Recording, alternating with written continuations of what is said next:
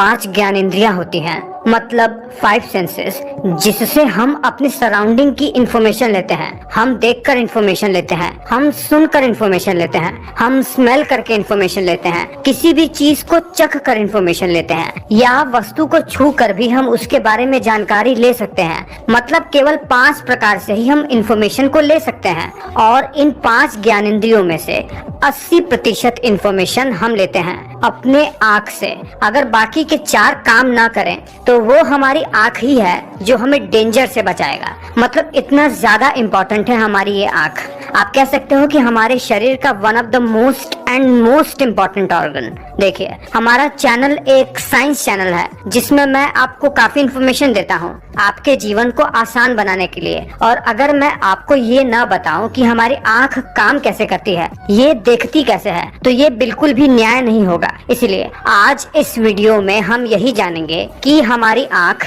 काम कैसे करती है, और इसके बारे में हम बहुत ही डिटेल में जानेंगे। तो चलिए जानते हैं। वीडियो अच्छा लगेगा तो आप लाइक जरूर करना। देखिए, सबसे पहले तो हमें अपने आँखों की संरचना के बारे में जानना पड़ेगा। जब हम अपने आँखों की संरचना को देखेंगे तो हम पाएंगे कि हमारे ये जो आई बॉल हैं, ये 3 परतों से मिलकर बने हुए हैं, जिसके बारे में हम बाहर से अंदर की ओर जानने का प्रयास करेंगे। सबसे पहले तो हमारी आँख हमारे चेहरे और कपाल की हड्डियों से मिलकर बने हुए कोटरों में रहती है, जिसे ऑर्बिटल कैविटी कहते हैं। इन आई ऑर्बिट्स के अंदर से ही हमारे आई बॉल के सराउंडिंग में मसल्स जुड़ी रहती हैं, जो हमारे आई बॉल को मूव करने में मदद करते हैं। इन मसल्स के आप नाम देख लीजिए, और ये सभी मसल्स दिमाग से आए नर्व से कंट्रोल होती हैं। मतलब जब हम अपने आँखों को घुमाने का प्रयास करते हैं किसी भी डायरेक्शन में, तो इन्हीं मसल्स के थ्रू ही हम अपनी आँखों को मूव कर पाते हैं। देखिए, जब हम अपनी आँखों को बाहर से देखेंगे तो हमारा आई बॉल बाहर से हमें सफेद रंग का दिखाई देता है।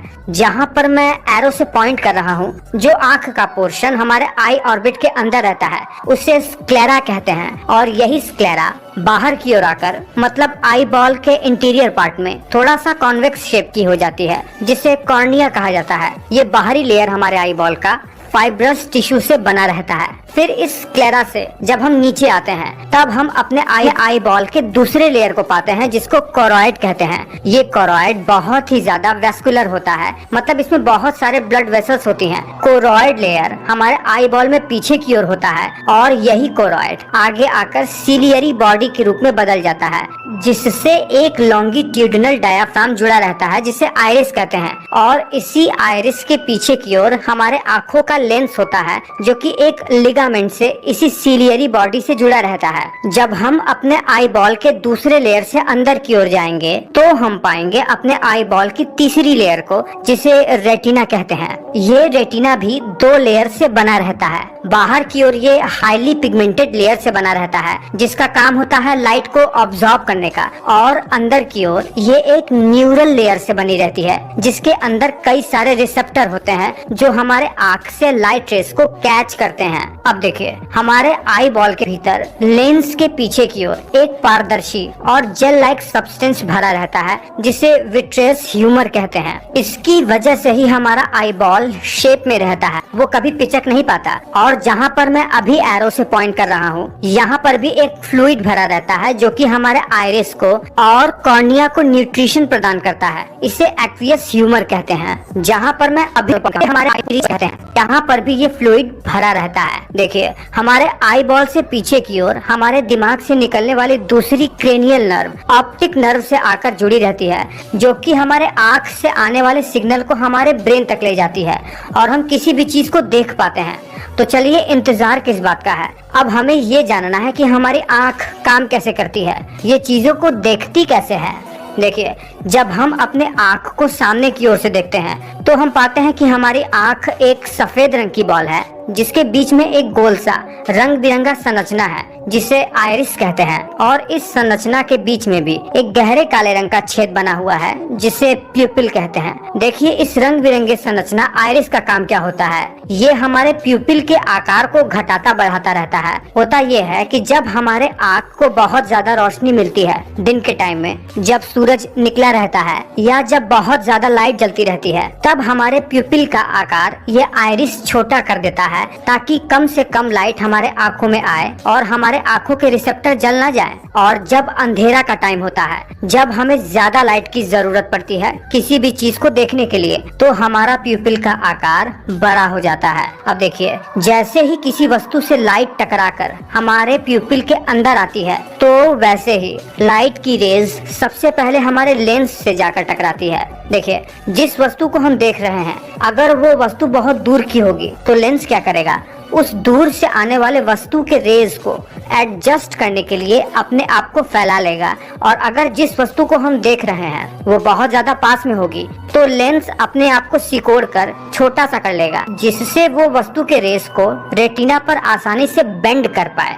और लेंस को छोटा बड़ा करने के लिए जो सिकोड़ने का काम है, वो ये सिलियरी मसल ही करता है। अब देखिए, एक बार रेज हमारे लेंस से होकर विट्रियस फ्लूइड के थ्रू हमारे रेटिना पर पड़ी। रेटिना पर ये लाइट को कैप्चर करने के लिए दो रिसेप्टर होते हैं, कोन सेल और रॉड सेल। ये जो कोन सेल होती है, ये हमें ब्राइट लाइट को डिटेक्ट करने में मदद करती है और ये लाइट को भी 3 फॉर्म में डिटेक्ट करती है। यानी इस रेटिना में 3 प्रकार के कोन सेल पाए जाते हैं। Red cone cell red light यानी हायर वेवलेंथ के लाइट को डिटेक्ट कर पाती है, green cone cell medium wavelength के लाइट को, और blue cone cell shorter wavelength की लाइट को डिटेक्ट कर पाती है।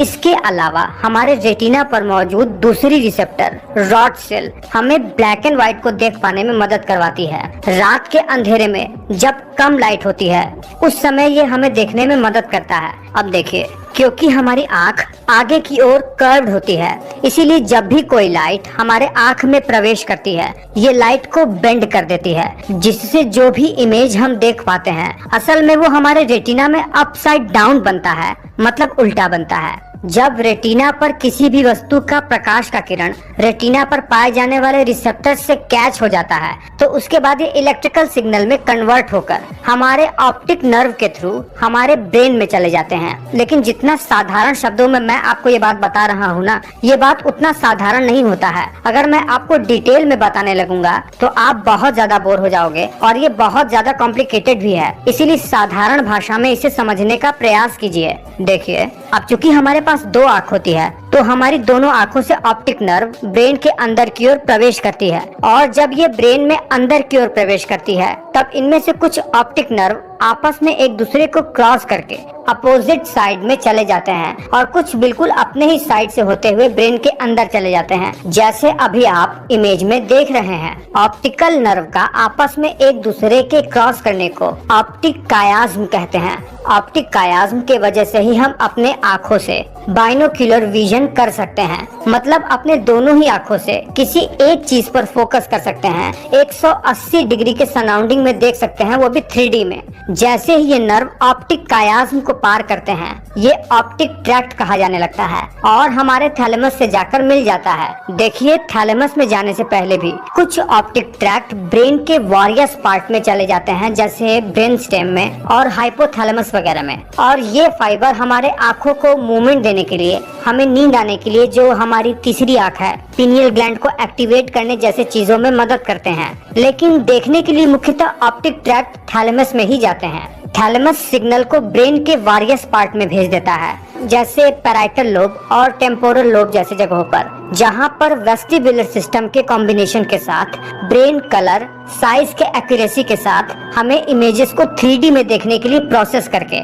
इन सारे सिग्नल को हमारे ब्रेन के ऑक्सीपिटल लोब में भेज देता है, जहां पर हमारा विजुअल कॉर्टेक्स होता है, जो हमारे इमेजेस को प्रोसेस करके हमें 3D में बिल्कुल एक्यूरेसी के साथ उस इमेज को दिखाता है, या उस वस्तु को हम बढ़िया से